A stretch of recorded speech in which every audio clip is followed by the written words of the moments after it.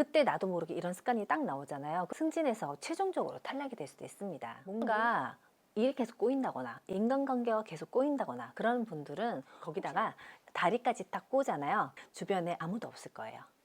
그럼 어떻게 찾냐? 안녕하세요, 신경원입니다.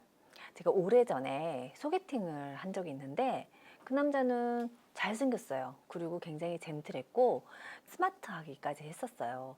그런데 눈을 이렇게 찡긋찡긋하는 습관이 있더라고요. 외국에서 공부를 할 때 굉장히 극심한 스트레스를 받았는데 그때 눈이 확 나빠지면서 생겼던 습관이라고 합니다. 외국이었기 때문에 병원에 가는 것도 쉽지 않았고 해서 그냥 그 상태로 빨리 공부를 마쳐야 되겠다는 생각 때문에 그걸 고치지 않았던 거죠. 그 사람과 헤어지고 나서 그 사람의 외모나 그 사람의 좋았던 이미지나 이런 것들이 기억에 남는 게 아니라 제 머릿속에는 계속 눈 찡긋했던 그것만 기억에 남더라고요.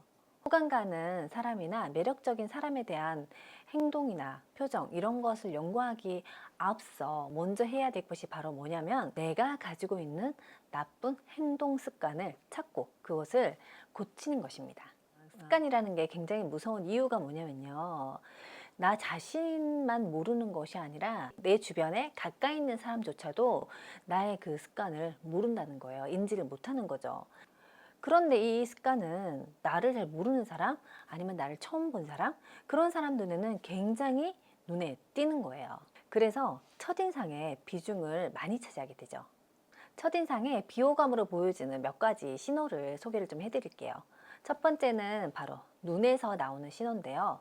눈을 이렇게 찡긋하거나 눈을 동그랗게 이렇게 크게 뜨거나 아니면 곁눈질을 이렇게 한다거나 아니면 뚫어져라 본다거나 눈을 자주 깜빡이는 겁니다. 이렇게요. 눈으로 이렇게 하는 습관은 불안감, 불신 이런 것을 전하게 돼요. 예를 들어 눈을 크게 동그랗게 뜨는 것이 습관인 여자가 있다고 할게요. 이성 앞에서는 매력적이거나 귀엽게 보일 수도 있어요. 그런데 업무 관계에 있어서는요. 작은 일에도 좀 크게 놀라거나 크게 반응하는 그런 사람으로 보여질 수도 있어요. 신뢰감이 떨어지죠. 그건 남자도 마찬가지입니다. 평소에는 업무 성과가 좋아서 어떤 승진의 기회가 왔다. 최종 결정권자와 면접을 본다라고 했을 때 그때 나도 모르게 이런 습관이 딱 나오잖아요. 그러면 그 사람한테는 신뢰감이 떨어져서 승진해서 최종적으로 탈락이 될 수도 있습니다. 눈의 습관으로 남자들한테 좀 흔히 볼 수 있는 건 뭐냐면은 대화를 할 때 상대방의 눈을 바라보지 않는 거예요. 사실 본인은 상대방의 이야기를 잘 듣고 있는데 상대방 입장에서는 뭐냐면 뭐야 내 얘기 잘 듣고 있는 거야? 무관심하다거나 대화에 성의가 없다거나 이렇게 느낄 수가 있죠. 두 번째로 대화를 하거나 뭔가 집중을 할 때 자신도 모르게 얼굴을 찌푸리는 그런 사람들이 있어요. 처음부터 얼굴을 찌푸리는 사람은 없잖아요. 아가들은 방긋방긋 웃잖아요. 자라면서 아니면 성인이 돼서 어떤 계기로 인해서 얼굴을 찌푸리게 되는 사람도 있어요. 아니면 표정이 늘 찌푸리는 사람과 아주 가까이 하고 있어서 자신도 모르게 그 표정을 따라하게 되는 거죠. 그런데 얼굴을 찌푸리는 것은 눈을 찡긋한다거나 이런 것보다 조금 더 심각할 수 있는 습관인데요. 단지 얼굴을 찌푸려서 비호감의 인상만 주는 것이 아니라 얼굴을 자꾸 찌푸리게 되면은 나에게 얼굴을 찌푸릴 수 있는 일만 반복될 수 있습니다. 뭔가 일이 계속 꼬인다거나 인간관계가 계속 꼬인다거나 그런 분들은 혹시 내가 얼굴을 찌푸리는 표정을 하고 있지는 않나 한번 체크를 해보셨으면 좋겠어요. 또 여러분 주변에 보면 습관적으로 이렇게 팔짱 끼는 분들 있죠. 저도 한때는 이렇게 늘 팔짱을 끼고 다녔었거든요. 팔짱을 끼면은 자신은 편안함을 느껴요. 그런데 상대방의 입장에서 보면 방어의 신호이고 폐쇄적인 그런 느낌을 전달을 하게 됩니다.